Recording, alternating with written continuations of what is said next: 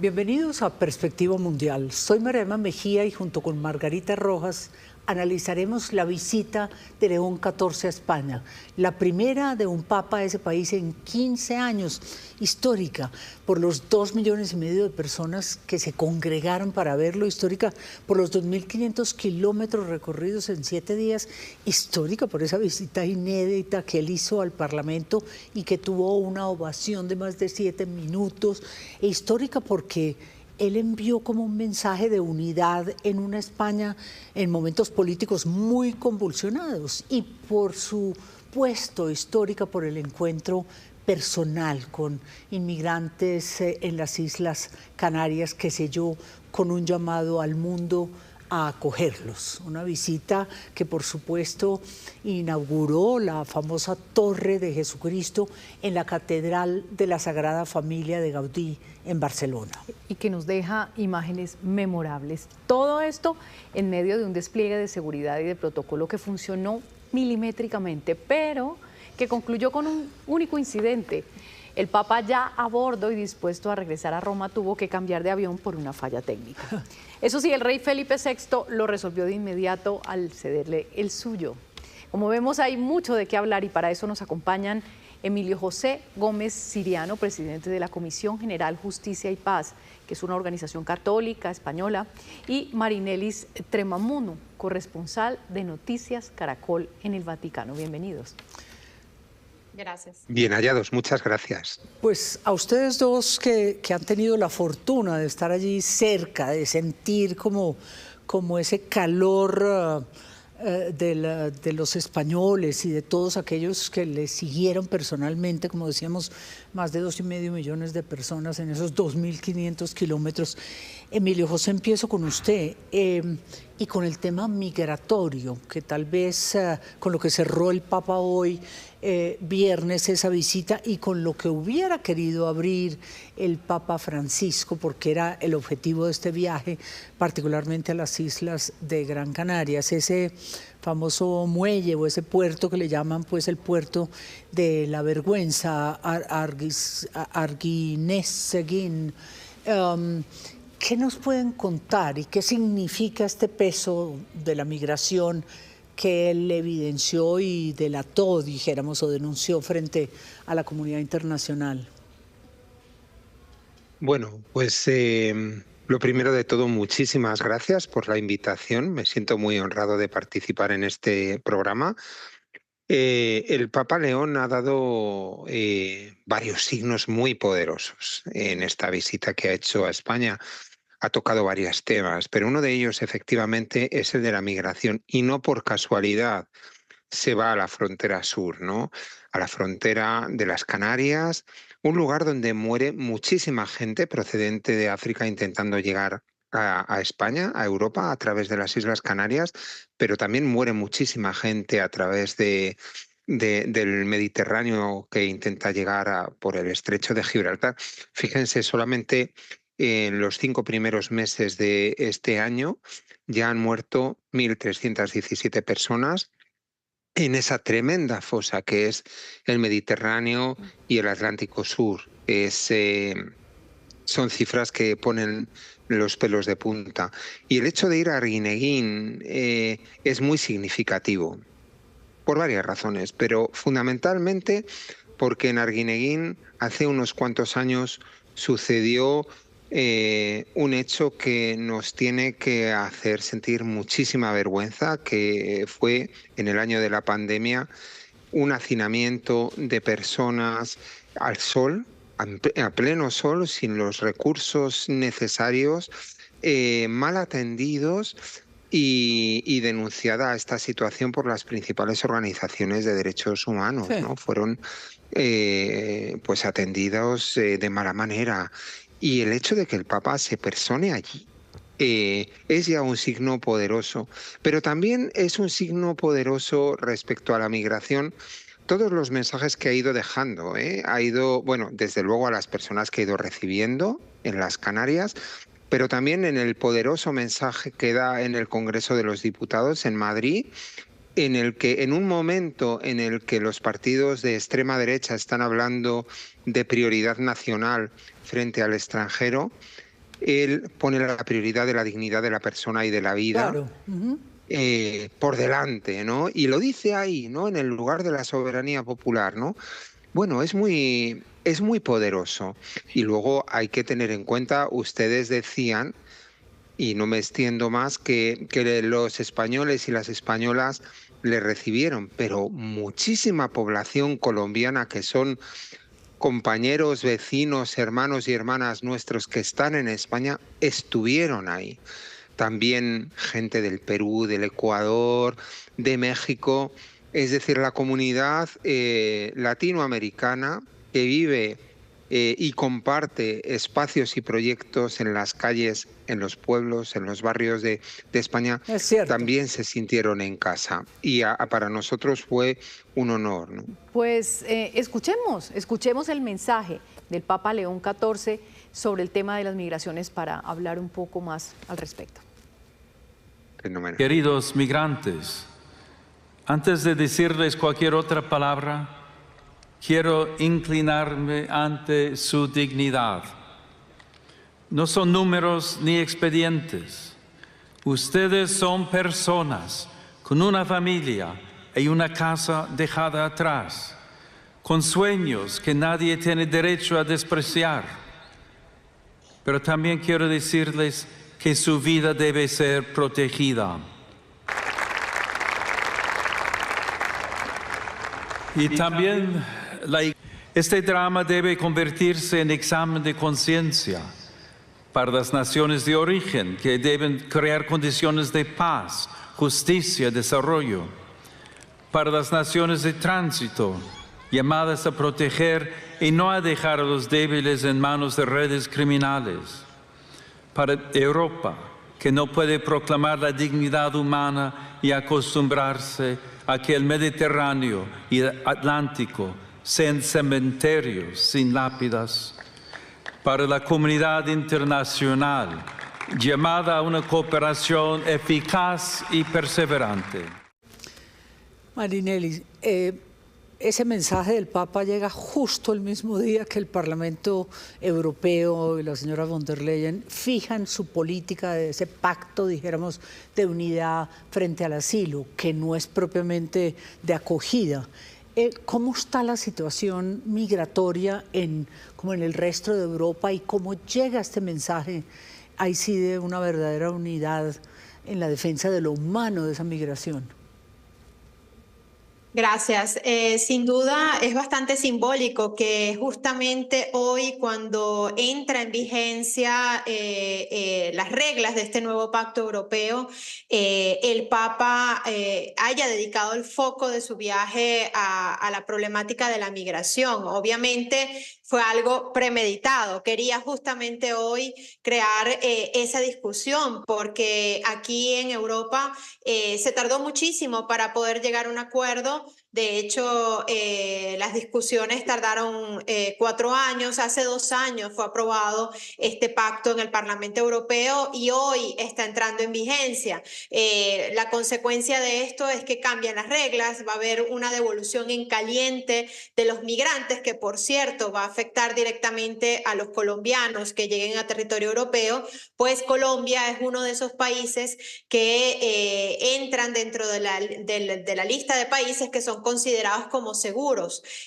Las personas de estos países de origen van a ser detenidas y devueltas en caliente con una acción que han llamado algo así como la devolución en caliente, pero como una finta llegada, ¿no? De ficción. O sea, hacen como si no han llegado y simplemente los devuelven, en pocas palabras. Sí. Esto obviamente va en contra de la defensa de la dignidad humana que ha hecho el Papa León, que no es la primera vez que lo oímos hablar sobre el tema de la migración. Lo escuchamos también el día que habló ante el Congreso español, que era la primera vez que un Papa hablaba ante esta institución, y también lo había ya adelantado en abril cuando habló en una de las ruedas de prensa de uno de sus viajes en el vuelo papal. Pues también en el marco de todos estos temas que el Papa ha tocado, pues había un llamado a la unidad que mencionábamos al inicio de este programa, un llamado en un entorno político, el Parlamento español, y que tiene que ver mucho pues con la coyuntura actual que vive España. Y le quisiera preguntar a Emilio José, a tu juicio, ¿cuáles han sido o cuál ha sido el mensaje más contundente, más sonoro de los emitidos por el Papa León en España en los distintos ámbitos y en las distintas temáticas? Y con lo increíble, Emilio José y Marinelis, que el mensaje como que se adaptaba a lo que era el ambiente español, la política, lo tenso y lo polarizante, pero al mismo tiempo a Estados Unidos, a Europa, ¿no? Como que era un mensaje que lo recibía el mundo político y social muy fuerte. En un momento muy especial también. Yo destacaría como 3 puntos importantes. Desde luego, en uno de ellos habla de evitar la polarización de la clase política y de la sociedad. Yo creo que sería una de las claves, y de ahí lo de la unidad que dicen ustedes. En segundo lugar, el tema de la migración, al que ya nos hemos referido anteriormente. Las personas tienen dignidad, no son números, no son expedientes. Y en tercer lugar, el cuidado de la persona. Y ahí ha habido como 2 momentos muy importantes que hay que resaltar. Uno de ellos, la visita a un albergue de personas sin hogar en Madrid, y la visita a una prisión en Barcelona, ¿no? Donde se dejó abrazar, escuchó y atendió a estas personas, y eso fue muy significativo. O sea, el cuidado, la polarización, la migración, 3 ejes de la agenda social del Papa. Sí. Yo no sé si ustedes esperaban esta reacción, este calor humano, porque pasamos por todo, hablamos con los ciudadanos, hablamos de temas apostólicos, hablamos de su tema, ¿no? De justicia y paz, en el tema de lo que puede ser los feminicidios y las situaciones críticas contra la mujer, también sobre la pedofilia. Él no evitó los temas polémicos para la Iglesia misma. ¿Cambió su doctrina? Es decir, la Iglesia avanzó, es un éxito como apostólico también. Tenía que tocar esos temas desde mi punto de vista. Perdón. Sí, yo creo que era esperable este tipo de discursos, porque tenemos que recordar el nombre que eligió Prevost como papa, ¿no? Hay que ver quién era León XIII. León XIII fue el papa autor de la Rerum Novarum, que es quien inicia la doctrina social de la Iglesia y es quien lleva a la Iglesia por primera vez a una actividad pastoral que se ocupa de temas sociopolíticos. Entonces, si tomamos en cuenta este vínculo, vamos a entender cuál es la preocupación de Prevost. Él ha querido seguir este camino ya trazado por su antecesor yo veo un objetivo claro en reforzar, consolidar lo que es esa doctrina social de la Iglesia e incluso actualizarla, y lo vimos con su primera encíclica, en donde afronta el tema de la inteligencia artificial en medio de la revolución de la tecnología, tal como hizo su antecesor en el pasado, que hizo la Rerum Novarum en medio de la revolución industrial. Entonces, yo creo que se podía prever que el Papa León XIV afrontara estos temas sociales que son importantes cuando se habla de la defensa de la dignidad humana, y que es la base de la doctrina social de la Iglesia. Y algo que sí creo que es una sorpresa es que yo tengo la sensación de que vamos descubriendo quién es realmente Prevost. Exacto. Es como si fuese un regalo que vamos abriendo poco a poco, ¿no? Este pontificado. Sí, en efecto. Entonces... Marinelis, perdón, termina. Sí, para concluir, veo en este regalo que vamos descubriendo, creo que pudimos ver un papa mucho más humano y más cercano de lo que vimos a lo largo de este primer año de su pontificado, que lo veíamos muy serio, muy cauteloso, que es normal, porque tenía que entender el entorno y cómo impostar su pontificado. Totalmente. Sí, acá lo comentábamos también con María Emma, que estamos viendo un papa que que consolida su estilo, que se muestra, consideramos que es casi una apertura al mundo en esta gira por un país ya occidental. Entonces, quisiera preguntarle a Emilio José si quiere como complementar un poco este tema que estamos tocando sobre los mensajes en términos de la justicia social y lo que está mostrando el Papa. Bueno, yo coincido con lo que ha dicho su corresponsal. Yo diría que en la encíclica que él publicó recientemente hay dos elementos que a mí me llaman mucho la atención, además de lo de la inteligencia artificial a la que se han referido. Una de ellas es que no reniega del tema de la pederastia, es decir, la pederastia es algo que hay que erradicar y agradece los medios de comunicación el haber denunciado situaciones de pederastia. Y eso es un punto muy importante. Él se moja y él toma partido y quiere erradicarla. Otro elemento que a mí me llamó la atención fue que hizo una lectura histórica y en un momento determinado pide perdón porque la Iglesia en su momento tuvo esclavos y pide perdón en ese momento. También me llamó mucho la atención. Interesante para retomar lo que mencionas de pederastia. El Papa ha hecho una mención ante los obispos, los religiosos españoles, pidiendo, lo ha llamado una llaga, una herida abierta. Este asunto que además pues tiene muchas víctimas en España, que es un asunto doloroso, una deuda pendiente, digamos de alguna manera, ha pedido justicia y reparación a los miembros de la Iglesia Española. Marinelis, tú estuviste en Cataluña, él estuvo en la Abadía de Montserrat y ahí también pues es el epicentro de uno de los escándalos grandes de pederastia. Ahí no hubo alusión al tema, pero ¿cómo se ha leído este mensaje en España y la forma en que el Papa lo afrontó en general? Bueno, yo creo que la lectura española depende del periódico que leas, ¿no? Porque hay mucha polarización y creo que cada medio tiene una posición ideológica muy marcada y en función de eso, lamentablemente, escriben, ¿no? Los colegas los artículos.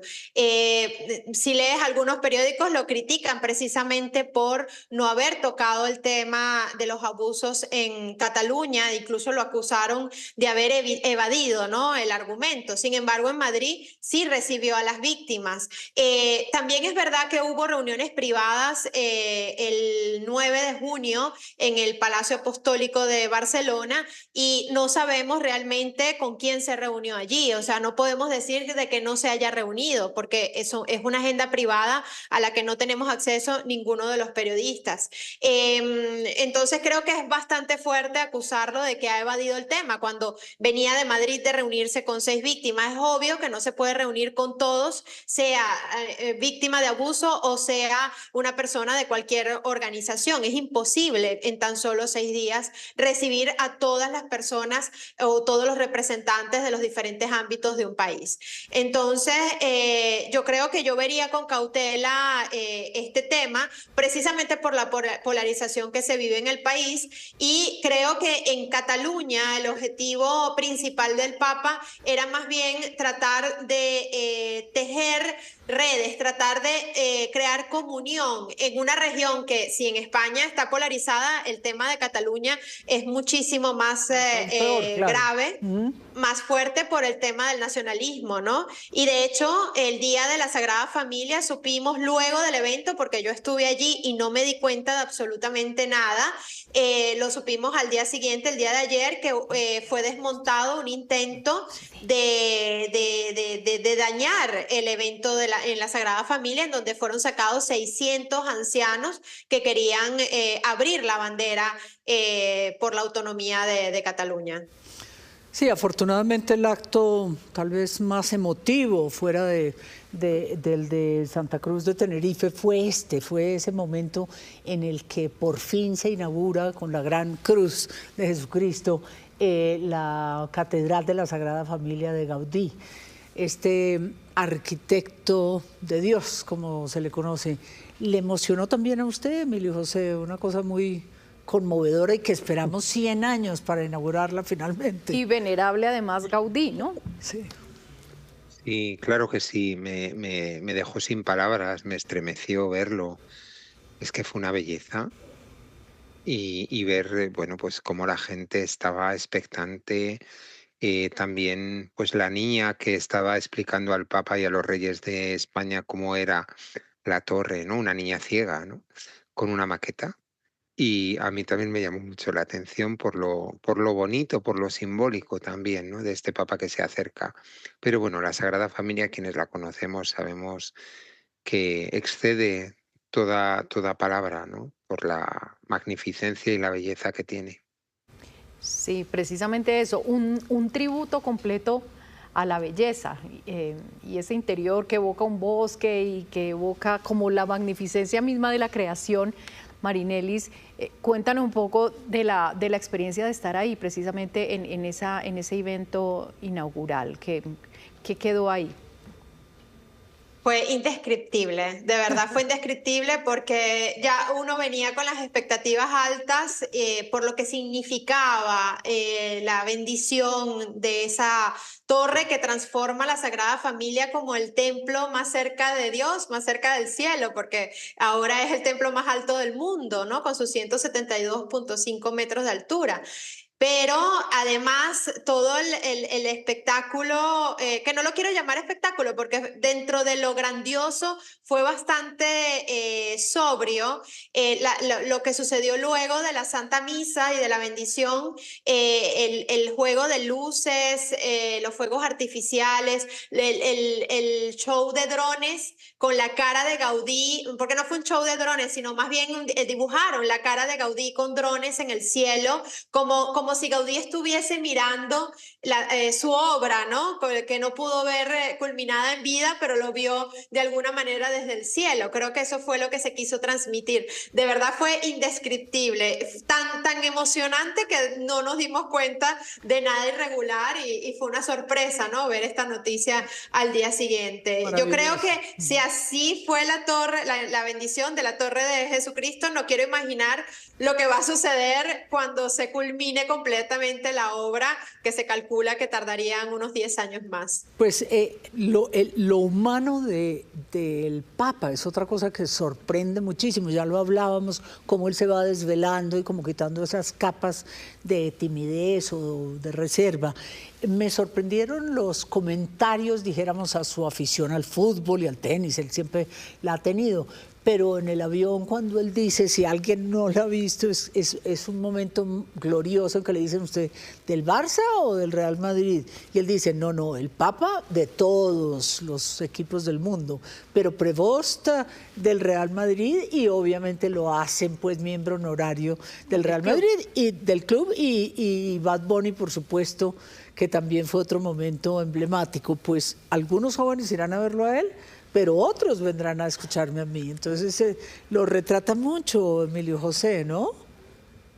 Sí, sí, sí. Yo creo que una de las cosas que nos ha atrapado a todos y a todas es ese carácter profundamente humano. Yo tuve la oportunidad de estar el sábado cuando estuvo en la sede de CEDIA, en el albergue de las personas sin hogar. También hubo un espacio en el que nos recibió a las organizaciones que trabajamos por la justicia social, también sociocaritativas. Yo le vi de cerca y a mí una de las cosas que me conmovió fue ese semblante emotivo, empático, en el que sabes perfectamente que te está escuchando, pero luego es un papa que se dejó abrazar por la gente. Esto es muy significativo, o sea, las presas, los presos le abrazaron, le abrazó también las mujeres que habían sido víctimas pues eso, de malos tratos en el seno de sus familias, ¿no?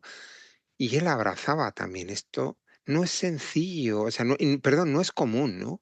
Que un papa se deje abrazar, que se abra, ¿no? Al abrazo, sobre todo en una iglesia bueno, pues mantiene muchos elementos patriarcales, ¿no? Pues ese signo también que se asocia a la parte femenina de la iglesia y que debe estar más presente de lo que está, pues es muy significativo y es muy Ahí lo positivo. tenemos, ¿no, Margarita? Sí, precisamente ese tema que tocas, Emilio José, la violencia, las mujeres víctimas de violencia de sus esposos, de violencia machista. El Papa ha tenido un episodio, digamos, uno de los más conmovedores, porque el Papa se dejó abrazar y se dejó conmover. Y así reaccionó a los testimonios de una víctima que toca un tema del cual también vale la pena analizar. Escuchemos. Madre, ella se salvó porque un chico se interpuso para protegerla y este murió. Mi padre entró en prisión y mi madre se refugió en el mundo de las drogas. A los 10 años, los servicios sociales se hicieron cargo de mí y me llevaron al centro de menores de San José de la Montaña. Al principio fue muy duro, porque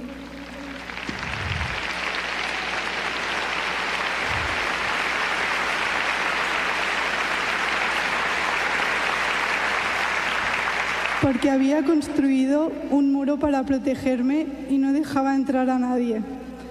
Pero fue allí donde me hablaron de Jesús, donde empecé a rezar y donde finalmente me bauticé.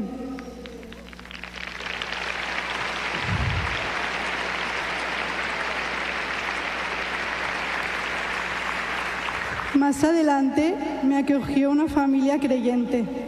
Con ellos experimenté por primera vez el amor de una familia y mi corazón comenzó a abrirse poco a poco.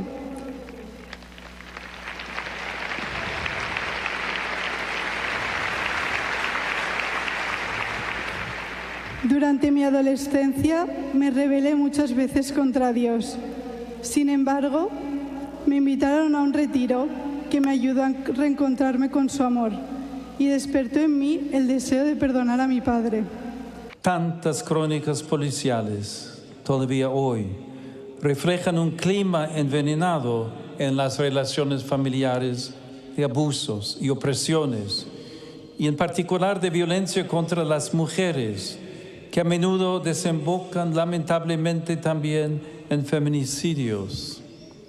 Esta realidad dramática, que tiene raíces antropológicas y culturales, estamos llamados a abordarla todos, sea personalmente, sea como sociedad. Pues queda uno todavía hoy conmovido con esa pregunta. ¿Es así de fuerte y de dramática la situación, Emilio José, en España, de feminicidios, de violencia intrafamiliar, como expresa tan bien y tan duramente esta niña, esta joven? Pues tenemos que decir que sí. Bueno, a lo largo de lo que llevamos de año ya tenemos 20 casos de mujeres asesinadas por sus parejas. Y es una realidad que se encuentra presente porque hay que erradicar todo este machismo y todos estos micromachismos que están en el día a día, ¿no? Y que están muy asentados todavía, y es necesario desde el diálogo y desde la escucha. A mí de esto me conmueve varias cosas, ¿no? Cómo el Papa abraza el dolor de esta mujer, de esta joven, cómo abraza el proceso y cómo abraza la culpa, ¿no? Y la duda. No la culpa, la duda, ¿no?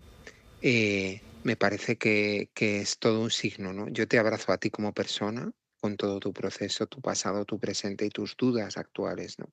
Y te doy esperanza. Yo creo que es clave. Pero hay mucho que hacer también. Hay mucho que hacer en la sociedad. El machismo está lamentablemente muy presente todavía. Marinelis, nos toca aquí cerrar este gran reporte que ustedes nos han dado, esa mirada tan importante de dos testigos ahí presenciales de lo que fue esta histórica visita del Papa León XIV a España. Pues a ustedes muchísimas gracias por acompañarnos, por sus lecturas, sus análisis de este episodio que sin duda queda para los registros y en la memoria no solo histórica sino afectiva de los españoles y por ende de los latinoamericanos. Ay, entiendo que algo se filtró de ser posible que el próximo año en el jubileo de Santiago el Papa pudiera llegar en el 27, ¿no, Emilio José? O Marinelis, ¿qué? Pues eso se rumorea. Sí. Vamos a ver.